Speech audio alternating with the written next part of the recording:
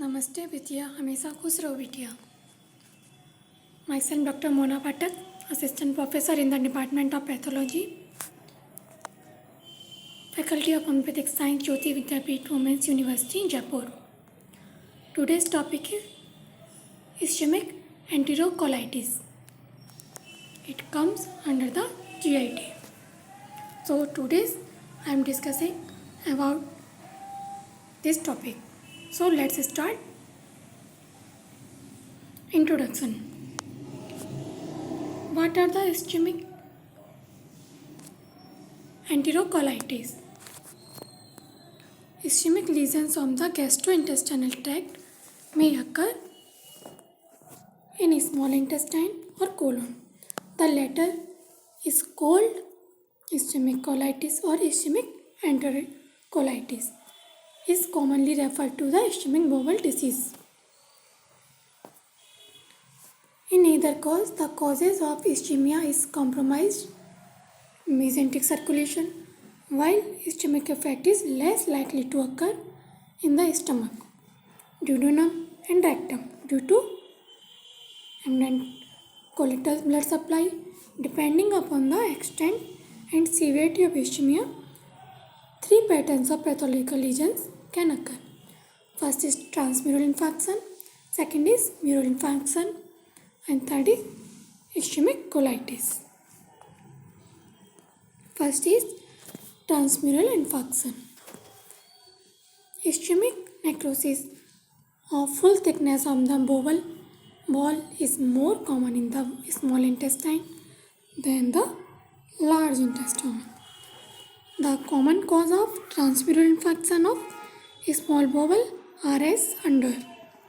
First is mesenteric arterial thrombosis, second is mesenteric arterial embolism, third is mesenteric venous occlusion, fourth is miscellaneous causes.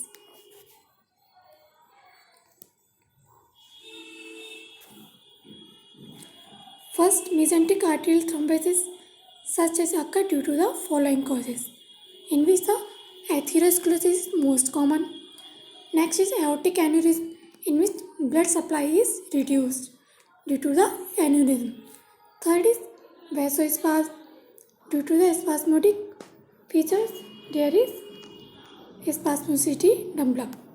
Next is fibromuscular hyperplasia, invasion of the tumor, use of oral contraceptives, arteritis of the various types.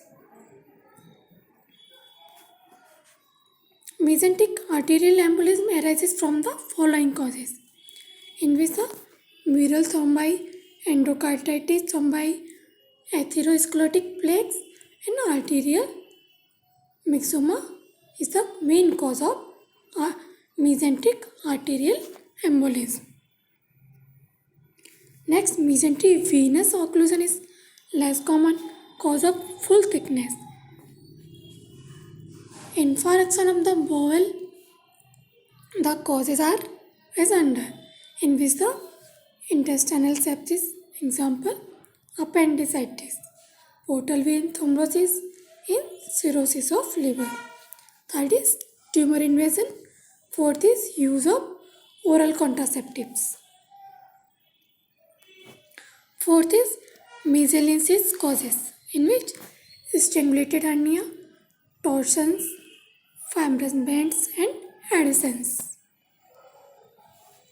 What are the morphological features in these diseases? When seen grossly, we see infarction of the wall in the hemorrhagic type, small bowel affected, mesenteric artery involved, affected area become dark purple and congested, and the peritoneal surface is coated with fibrous exudate. Microscopically, we see coagulative necrosis and ulceration of mucosa. Muscularis is less affected by ischemia. Inflammatory cell infiltration is found and secondary infections occur. Clinical symptoms, in which abdominal angina is most common, in which the acute abdominal pain is most common features. Next is nausea, vomiting, and diarrhea.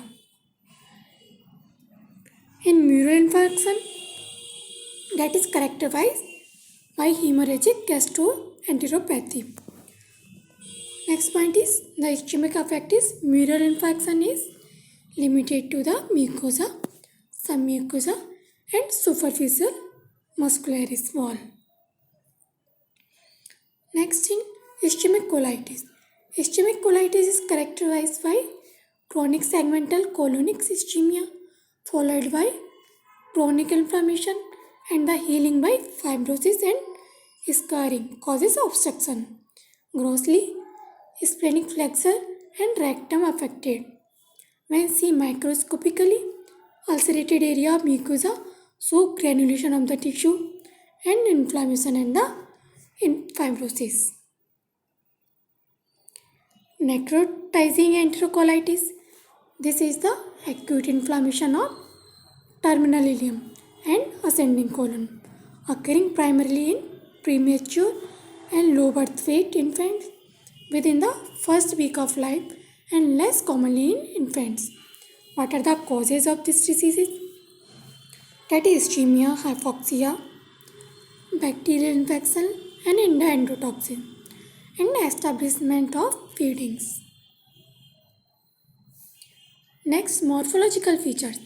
In visa grossly we see bowel dilated, necrotic, hemorrhage and febrile. Microscopically when see edema, hemorrhage and cognitive necrosis is found.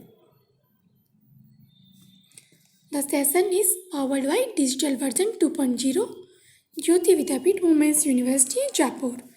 I hope you all enjoyed this session. If you have any query, please mention in comment box. Thanks to all of you for this session.